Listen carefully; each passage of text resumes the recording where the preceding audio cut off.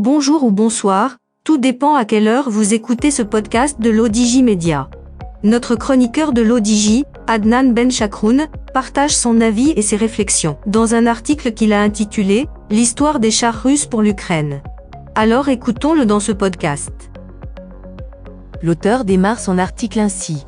Le Maroc aurait livré des chars russes à l'Ukraine. À la base, l'information a été publiée par la lettre confidentielle Africa Intelligence début décembre 2022. Plusieurs journaux internationaux et parfois marocains répètent depuis cette date que le Maroc aurait livré secrètement des pièces détachées et ou des chars T-72 à l'Ukraine. Contacté par notre confrère Média 24, le 20 décembre, le forum Phare Maroc, créé et animé par des passionnés du domaine militaire, réplique à ces différents articles à travers une lecture critique. Certains organes de presse ont publié des informations qui ont été rapportées de manière irréfléchie par certains sites web marocains, impliquant de manière douteuse le nom du Maroc dans le conflit russo-ukrainien. L'auteur continue son article ainsi. Le forum Phare Maroc publie sur sa page Facebook une vraie démonstration de fake-checking des allégations sur le sujet.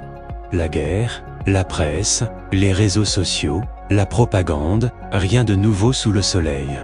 L'information et la désinformation sur le sujet connaîtront la trêve des confiseurs. L'histoire est relancée par un article sur i24news.tv, le 22 janvier de cette année. L'armée marocaine aurait cédé un nombre inconnu de chars T-72B, en réfection en République tchèque, au profit de l'Ukraine. Aussitôt reprise par d'autres supports plutôt de 3e et 4e division tels que le site de propagande militaire algérien Mena Défense. Le 23 janvier le desk dément, non, le Maroc n'offre pas ses chars de conception soviétique à l'Ukraine. Le 27 janvier, le portail Bladi.net s'interroge sur les raisons derrière la livraison par le Maroc des armes à l'Ukraine. L'auteur précise ainsi. Entre-temps, l'Assemblée générale des Nations unies a adopté, jeudi 23 février, une résolution exigeant de nouveau le retrait des forces russes de l'Ukraine. Cette résolution a recueilli 141 voix pour, dont le Maroc. Pas de réaction officielle avant le 28 février, date à laquelle le ministre des Affaires étrangères, Nasser Bourita, a tenu une conférence de presse avec le vice-ministre autrichien des Affaires européennes et étrangères Peter Loski en marge de la visite du chancelier fédéral d'Autriche, Karl Nehammer, au Royaume. Le chef de la diplomatie marocaine apporte lors de cette conférence de presse un démenti officiel sur un supposé envoi par le Maroc d'une vingtaine de chars de combat T-72B à l'armée ukrainienne, via la Tchéquie.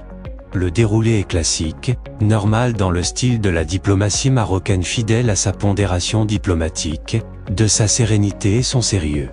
Le lendemain, le 1er mars précisément, en visite officielle au Maroc, le commissaire européen chargé du voisinage et de l'élargissement, Oliver Varly, participe à la conférence de presse avec son homologue marocain pour clôturer cette visite de travail au Royaume et a osé saluer l'engagement du Maroc en faveur de l'Ukraine et a affirmé que le Royaume aurait livré des armes à Kiev en se basant sur de simples sources médiatiques.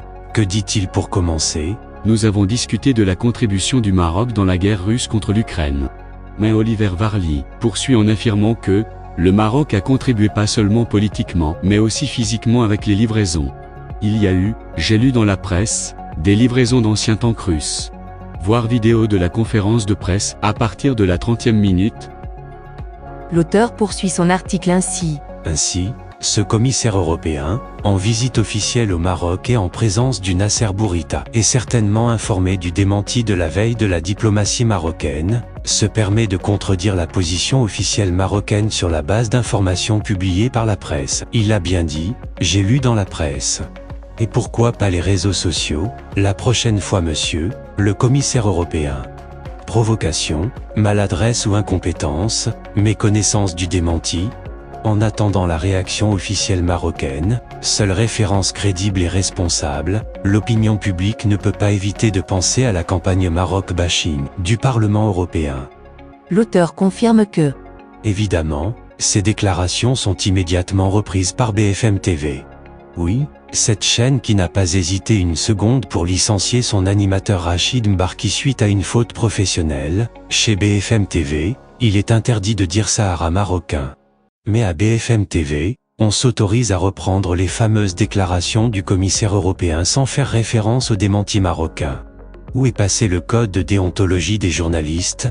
Ou alors BFM fait partie de ces gens dont parle le président Macron car il a bien affirmé: Il y a après des gens qui essaient de monter en épingle des péripéties, les scandales au Parlement européen, les sujets d'écoute qui ont été révélés par la presse. Est-ce que c'est le fait du gouvernement de la France?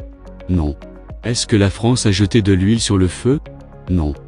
Pour conclure, l'auteur résume son article ainsi. Faut-il continuer à chercher midi à 14h, quand l'Europe semble avoir adopté avec le Maroc le principe macronien du en même temps? Certains diront celui du bâton et de la carotte. En effet, il faut le citer aussi, Oliver Varly n'est pas venu les mains vides au Maroc, il a annoncé plusieurs accords financiers importants, dont un demi-milliard d'euros tout de suite pour le nouveau fonds d'investissement Mohamed VI et 6,5 milliards dans les prochaines années pour l'économie marocaine. Source RFI, dernière minute, une source autorisée au sein du ministère marocain des Affaires étrangères réaffirme avec vigueur le démenti de Nasser Bourita concernant l'envoi par le Maroc d'armes en Ukraine. Rédigé par Adnan Benchakroun, élu par l'intelligence artificielle de l'ODJ Media.